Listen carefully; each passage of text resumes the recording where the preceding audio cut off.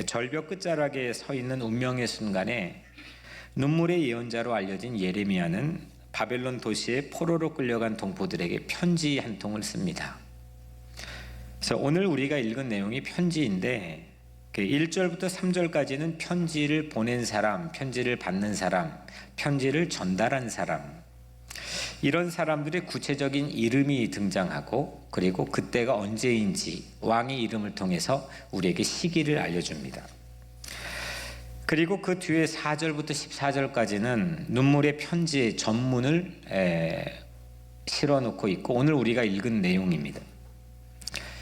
이 편지의 내용인즉슨 이스라엘이 앞으로 70년 동안 세계 초강대국 바벨론이라고 하는 도시에서 살아야 되는데, 그 바벨론이라는 도시에 살아야 될 이유를 이 편지는 밝혀줍니다.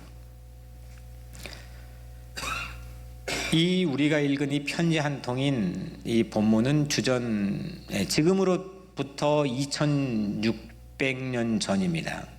대략 2600년 전의 시간임에도 불구하고 오늘 우리가 사는 뉴욕에 사는 영적인 이유가 뭘까? 왜 우리는 뉴욕에 살까? 이 이유에 대한 답을 하나님께서 우리에게 분명하게 지시해 줍니다. 그들이 거기서 살아야 될 이유를 세 가지로 말하고 있습니다. 첫 번째는 하나님께서 명령하셨기 때문에 그들은 거기 살았습니다. 두 번째, 하나님께서 인도하셨기 때문에 그들은 거기에 살았습니다. 세 번째, 하나님과의 관계를 회복하기 위해서 그들은 거기에 살게 되었습니다. 왜 여기 있는지 알지 못할 때 우리는 열정이 식어버립니다. 동기부여도 안 되고 삶에 대해서 열정이 식어져 버리죠. 내가 왜 이 가정에 있지? 내가 왜 이 직장에 있을까? 이런 이유를 분명하게 알지 못하면 삶에 큰 혼란이 닥쳐옵니다. 그리고 하고 있는 일에 대한 열정과 열심이 없어집니다. 그래서 오늘 아주 중요한, 하나님께서 중요한 작업을 우리에게 하도록 인도하십니다. 우리가 왜 뉴욕에 살고 있는지, 왜 우리가 여기에 있는지, 그 사실을 오늘 본문을 통해서 여러분들이 깨달아서 여러분들의 삶에 하고 있는 일과 여러분들이 살고 있는 모든 거주지에 새로운 회복과 열정이 있게 되기를 주님의 이름으로 간절히 축복합니다. 먼저 첫 번째입니다. 그들은 거기에 살았던 이유가 하나님께서 명령하셨기 때문입니다. 하나님이 명령하셨기 때문에. 오늘 본문에 보니까 6차례에 걸쳐서 이는 여호와의 말씀이니라, 여호와께서 말씀하시기를, 하나님께서 말씀하셨다라고 하는 권위 자체를 오늘 예레미야는 이 편지에서 유독 강조를 반복해 하고 있습니다. 하나님은 이 바벨론의 도시에 포로로 끌려갔던 이스라엘 백성에게 어떤 지시들을 명령하셨느냐? 세 가지를 명령합니다. 세 가지를 명령하는데, 먼저 첫 번째로 5절 말씀을 우리 같이 한번 다시 읽겠습니다. 5절입니다. 시작. 너희는 집을 짓고 거기에 살며 텃밭을 만들고 그 열매를 먹으라. 아멘. 너희는 집을 짓고 거기에 뭐라고 했죠? 살며, 거기에 살라는 겁니다. 거기는 어디입니까? 바벨론 도시입니다. 이 바벨론 도시는 한 당시 120만 명이 살았던 걸로 추정이 되고 세계 제1의 도시입니다. 그리고 사막 한복판입니다. 사막 한복판에 지금도 여러분들 좀 자료를 조금만 유튜브를 찾아보면은 그 다큐멘터리 같은 게 나오는데, 그 유명한 공중정원, 그러니까 그 사막 한복판에 기가 막힌 나무들이 신비롭고 아름답게 있는 그런 땅, 그리고 수로가 어떻게 그때 당시 도시 계획과 도시 개발을 이렇게 했을까, 지금의 학자들도 궁금해할 정도로 기가 막힌 그런 가꾸어져 있는 그런 도시가 바벨론입니다. 그런데 그 바벨론에 살며 하나님께서 포로로 끌려간 이스라엘 백성에게 예레미야를 통해서 말씀한 겁니다. 거기에 살며 그 도시에 정착하라는 겁니다. 그 도시에 정착하라. 장기간 이 정착할 수 있는 계획을 세우는 표식으로 두 가지를 제시합니다. 집을 짓고, 너희는 집을 짓고 거기에 살며 텃밭을 만들고. 집을 짓는데 이게 금방 떠날 사람이 집을 짓거나 집을 살 필요가 있겠습니까? 네, 오늘 하나님께서는 거기에 집을 짓고 너희 과수원을 만들어서 열매를 먹으면서 그곳에 정착해라. 이게 첫 번째 하나님께서 주신 명령입니다. 그런데 그들은 사실은 그 도시에 정착하는 게 만만치 않습니다. 우선은 내가 정착하고 싶어도 정착하기 어려운 매우 어려운 난관들이 곳곳에 숨겨져 있습니다. 그들은 포로로 끌려왔습니다. 신분이 불안정합니다. 경제적 주도권이 없습니다. 뭘 하려고 해도 마음껏 할 수가 없습니다. 언어가 서툽니다. 문화가 익숙하지 않습니다. 그 도시에 정착하는 것은 우리 이민 1세대들이 이 미국에 와서 정착했던 어려움과 비교해도 훨씬 더 쉽지 않았던 걸로 우리는 추정할 수가 있습니다. 정착이 좀 길이 열렸다 싶더라도 아마 정착하기 싫었을 것 같습니다. 자기를 포로로 끌고 온 적대 국가의 도시입니다.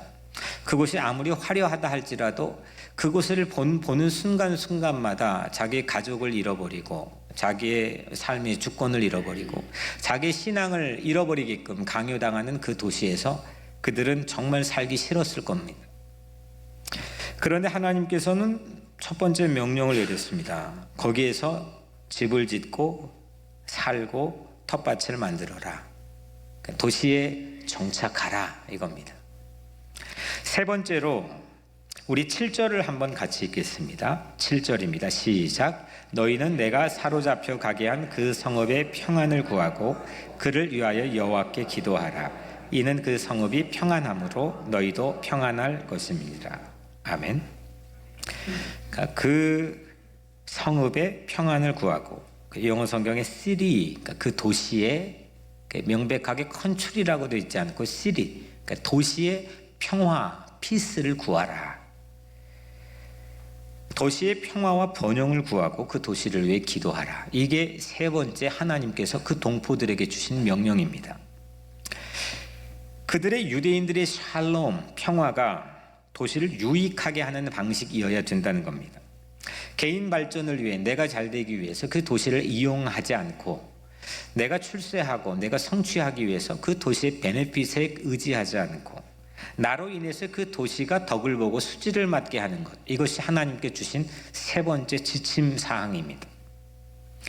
심지어는 적개심을 가질 수밖에 없는, 그래서 조금 떠나가지고 저항정신을 가지고 컨트리로 시골로 주변으로 빠질 법한 그런 상황임에도 불구하고 그 도시로 인하여서 너희의 평화가 유지될 것이다.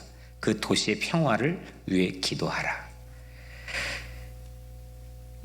이거는 사실 우리의 생각을 완전히 뒤집어 놓는 겁니다.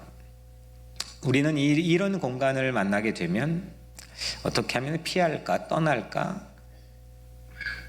그곳에 뿌리 내려 정착하기가 정말 만만치 않습니다. 그리고 그 도시에서 번성하고 그 도시에서 아들, 딸 낳아서 뭔가 삶에 대한 꿈을 가지고 키워나간다는 게 정말 쉽지 않습니다. 그리고 또 더 할 나위 없이 어려운 것은 그 도시를 위해서, 그 도시의 평화를 위해서 기도하는 것, 그 도시의 번영을 위해서 기도한다는 것은 정말 우리에게는 쉽지 않은 일입니다. 그런데 하나님께서는 예레미야를 통해서 바벨론 도시에 포로로 끌려간 동포들에게 세 가지 지침을 내렸습니다. 명령했습니다. 도시에 정착하라, 그리고 도시에 번성하라, 그 도시의 평화를 위해 기도하라. 이것이 오늘 우리가 함께 읽게 하신 하나님의 명령입니다. 그 명령에 따라서 여러분들의 삶에도 모든 불안정한 요소들이 씻겨져 나가고 여러분들이 살고 있는, 섬기고 있는, 하고 있는 모든 일과 장소에 깊이 뿌리를 내려서 정착할 수 있게 되기를 주의 이름으로 축복합니다. 정착할 수 있는 은혜를 주신다는 것은 우리의 삶의 큰 행복이고 감사입니다. 두 번째로 하나님께서 그들이 거기에 살아야 되는 이유는 하나님께서 이끄셨기 때문입니다. 하나님께서 인도하셨기 때문입니다. 우리는 뉴욕에 어떻게 왔을까? 여러 가지 요소로 내가 그 상황들에 대한 설명을 할 수가 있습니다. 근데 오늘 예레미야는 하나님의 계시를 받아서 이 편지를 쓰게 된 예레미야는 이 이스라엘 백성들이 포로가 되어서 바벨론 도시에 가게 된 것을 이렇게 표현했습니다. 3번에 걸쳐서 사로잡혀 가게 한, 영어로는 carried, 사로잡혀 가게 한, 4절, 7절, 11절, 사로잡혀 가게 한. 이건 제 발로 간 게 아니고 어쩌다 우연으로 간 것도 아니고 뭔가 성취의 결과로 간 것도 아닙니다. 사로잡혀 가게 한 것은 보이지 않는 손에 의해서 이동된 겁니다. 하나님이 사로잡힘을 허락하신 겁니다. 하나님이 일부러 짠 겁니다. 하나님의 계획이었다는 겁니다. 이거를 내가 고백하고 실제로 내 의식 속에 깊이 박혀서 내가 그거를 믿고 내 오늘 삶의 자리에 사는 이유를 해석하는 것과 그게 왔다 갔다 하면서 그게 없는 상태에서 여러 가지 다양한 내 상황에 대한 설명할 수 있는 이유를 가지고 오늘 내가 서 있는 삶의 자리를 해석하는 것과는 아주 큰 차이가 있습니다. 이스라엘 백성이 바벨론의 도시 속에 살아가는 것은 그냥 무의미한 재앙이 아닙니다. 그들이 포로라고 하는 것은 이건 끔찍한 재앙과 같은 결과입니다. 그런데 그렇게만 해석해서 예레미야는 편지를 쓰지 않았습니다. 이건 하나님이 사로잡혀 가게 한 거다. 하나님의 계획이다. 이거를 이끄는 것은 바벨론 제국도 아니고 너희들의 자의적인 선택도 아니고 이거는 하나님이 인도하신 거다. 이 사실을 예레미야는 3번에 걸쳐 반복해서 밝히고 있습니다. 함석헌 선생님은 70이 넘은 나이에 자신의 모든 인생을 이제 마감하는 그런 때에 한 사람의 질문에 이렇게 답했습니다. 아니, 어떻게 여기까지 오게 되었습니까? 어떻게 수많은 역사의 질곡을 넘어서 그런 신앙을 갖게 되었습니까? 이때 함 선생님은 이렇게 답했습니다. 저는 하나님의 발길에 채워져 온 사람입니다. 그래서 하나님의 발길에 채워서라고 하는 유명한 글을 쓰게 되죠. 하나님의 발길에 채워서 그 발길이 닿는 곳마다 내 의도나 내 능력이나 내 계획이 아니고 모든 내가 서 있는 삶의 자리에 대한 해석과 그 이유는 하나님이 인도하셨다는 것. 저는 2010년 5월 23일에 혼자 뉴욕에 처음 왔습니다. 그리고 가족과는 6월 10일 날 다시 플로리다로 가서 차를 몰고 처음 뉴욕에 들어왔습니다. 뉴욕에 다 들어와 가지고 길을 잘못 들었습니다. 그래서 맨하튼으로 차를 몰고 들어갔습니다. 그때 이제 밤이었습니다. 화려함이 이루 말할 수 없었습니다. 눈이 커져가지고 뒤에 타고 있는 아이들에게 저봐, 저렇게 큰 빌딩 봐, 처음 봤지 막 하면서 신기해하고 왔습니다.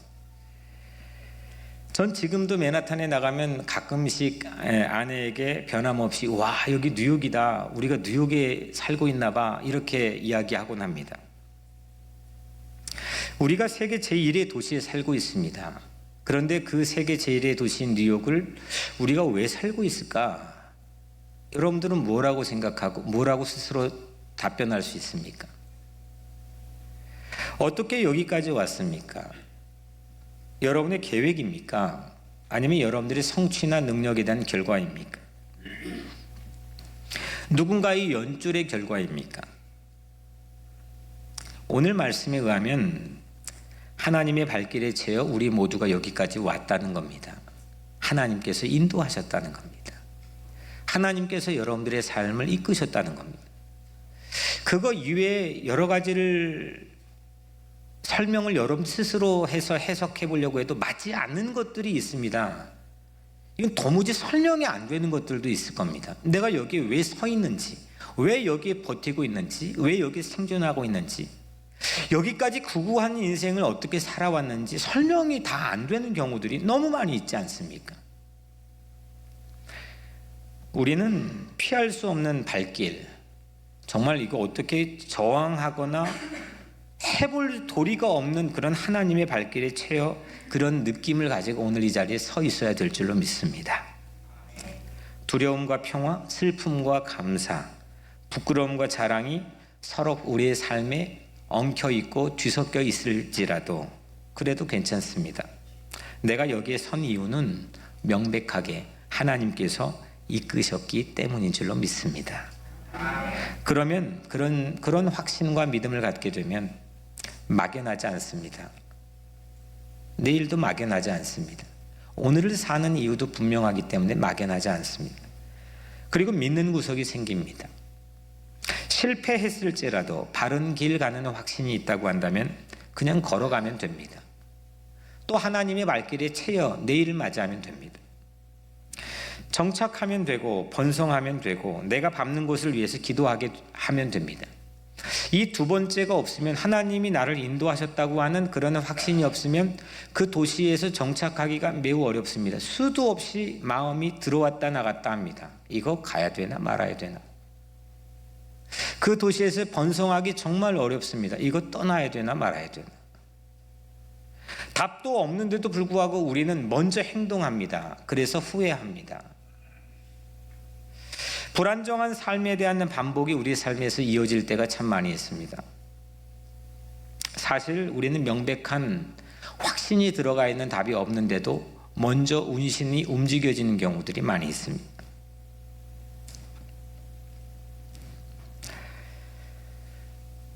정착하게 되고 번성하고 그리고 내가 밟는 곳을 위해서 기도하게 되는 것은 하나님께서 오늘 이 자리까지 우리를 이끄시고 인도하셨다고 하는 확신에서 오는 삶의 열매라고 생각합니다.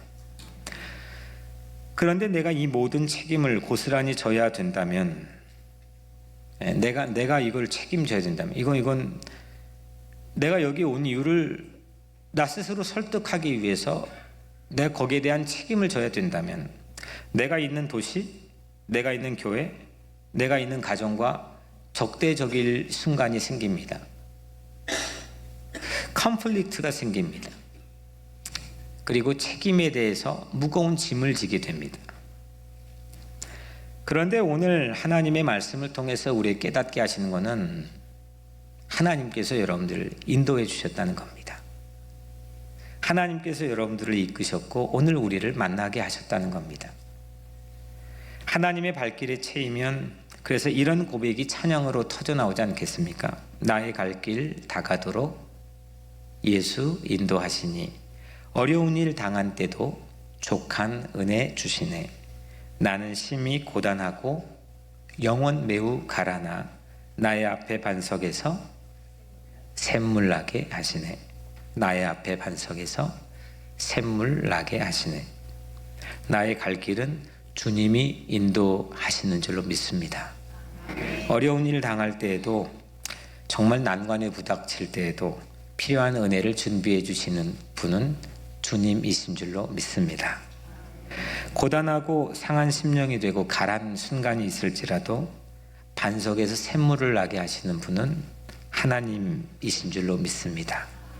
오늘 이것이 우리가 뉴욕에 사는 이유입니다. 첫 번째는 하나님이 명령했기 때문에, 하나님이 거기에 정착하라고 명령해서 오늘 우리에게 듣고 또 읽게 했기 때문에, 두 번째는 하나님께서 우리를 이곳까지 이끄셨다고 하는 믿음이 우리에게 있기 때문에, 세 번째 마지막으로 우리는 그들이 거기에 살게 된 세 번째 이유는 하나님과의 관계를 회복하기 위해서입니다. 이스라엘 백성들이 바벨론 도시로 들어오게 되었습니다. 그리고 바벨론 도시를 변화시키게 되었습니다. 당시 바벨론 도시에 하나님을 아는 사람이 있었을까요? 없었을까요? 이 사람들이 들어가기 전에, 포로들이 들어가기 전에 그 바벨론 도시에 하나님을 아는 사람들이 있었을까요? 없었을까요? 지금의 바로 바그다드에서 바로 옆에 있습니다. 그게 한 80km 떨어져 있는 이 지역에 있는 그 바벨론까지 오려면 정말 엄청난 거리를 걸어서 왔을 텐데, 그 도시는 그 사막 한복판에 정말 신비로운 도시입니다. 그 공중정원을 비롯해서 여러 요소 때문에 그 궁은 아주 신비로움의 대명사처럼 사람들에게 인식이 되고 있습니다. 근데 그 많은 사람들이 살고 있는 세계 제1의 도시에 하나님을 아는 사람이 단 한 사람도 없었습니다. 알 수가 없었습니다. 그리고 세상의 힘과 권력과 무력으로 주변의 모든 사람들을 못 살게 했습니다.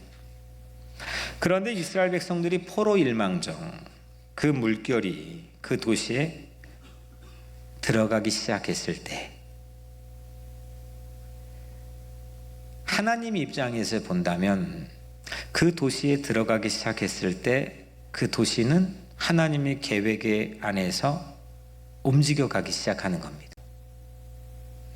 그러면 오늘 뉴욕에 우리가 이렇게 들어와서 살고 있다라고 하는 우리 크리스찬으로서의 자기인식을 새롭게 가질 필요가 있습니다. 우리가 그냥 사는 거는 밥 먹고 여기 도시가 만들어주는 환경에서 열심히 일하고 가정 섬기며 그렇게 사는 게 아니고, 우리가 여기에 들어온 거는 분명한 여러분들 각각의 개인의 하나님 계획에서는 이유가 있다는 겁니다. 조금 말의 어폐가 있을 수는 있겠지만 이거는 하나님의 스파이들이, 하나님 나라의 스파이들이 그 안에 포로의 가면을 쓰고 잠입해 있을 수 있다고 우리는 생각할 수 있습니다. 결국에는 이후에 그 땅이 변하게 됩니다. 페르시아 제국 때에는 그 땅에서 왕까지, 그 나라의 최고 통수권자까지 하나님을 인정했습니다. 그리고 이스라엘 백성을 본국으로 송환했습니다. 이건 기적 같은 일이 벌어졌습니다. 그리고 다니엘 같은 하나님의 사람이 그 도시에서 활약을 합니다. 느헤미야 같은 사람이 그 도시에서 인정을 받고 하나님의 일을 이후에 후대에 합니다. 우리가 잘 아는 에스더 같은 사람이 그 도시에 멀지 않는 수산궁에서 왕후가 됩니다. 바벨론 도시에 정착한 70년을 되돌아보면 그 도시에서 하나님의 사람들이 길러집니다. 그리고 하나님의 사람들에 의해서 하나님의 일들이 펼쳐집니다. 우리는 그 청사진을 보지 못하기 때문에 내가 여기 왜 살까? 이거에 대한 늘 퀘스천 마크를 가지고 정착하지 못합니다. 불안합니다. 근데 하나님께서는 오늘 우리에게 이 본문을 통해서 여러분들에게 앤서를 제공해 주십니다. 우리들이 뉴욕에 사는 이유가 무엇입니까? 오늘 이 말씀을 듣기 전에는 여러분들의 마음에 무엇이었습니까? 그리고 오늘 이 말씀을 함께 나누고 하나님께서 듣게 하셨는데 이 말씀을 들은 이후에 여러분들의 뉴욕에 사는 이유는 무엇입니까? 그 이유가 분명치 않으면 우리는 늘 죽을 때까지 불안할 겁니다. 불안정할 겁니다. 그런데 우리가 뉴욕에 사는 이유는 첫째, 하나님이 명령했기 때문입니다. 두 번째는 하나님께서 인도하셨기 때문입니다. 세 번째는 하나님과의 깊은 만남을 위해서입니다. 하나님께서 명령하셔서 우리는 도시에 정착합시다. 이 도시에 정착합시다. 그리고 도시에서 번성합시다. 영적으로 우리의 자녀들이 이 교회를 통해 출산되도록, 이 교회가 자궁이 되도록, 그렇게 영적인 자녀들을 출산할 수 있도록 전도합시다. 그리고 우리가 살고 있는 이 도시의 평화와 번영을 위해서 기도합시다. 이 도시에 하나님을 알지 못할 뿐만 아니라 보호처가 필요하고 연약한 수많은 이웃들을 축복하고 그들의 평화를 위해서 기도합시다. 하나님께서 인도하신다는 믿음을 갖기 위해서 우리는 하나님의 발길의 체인, 이 거부할 수 없는 하나님의 발길의 체인, 필링을 우리의 삶의 DNA에 간직합시다. 그리고 하나님을 만나고 하나님의 관계를 회복하는 뉴욕의 중심이 바로 내가 서 있는 삶의 자리라는 걸로 새롭게 내 사고를 바꿉시다. 사랑하는 교우 여러분, 쉽지 않은 일입니다. 뿌리를 내린다는 것.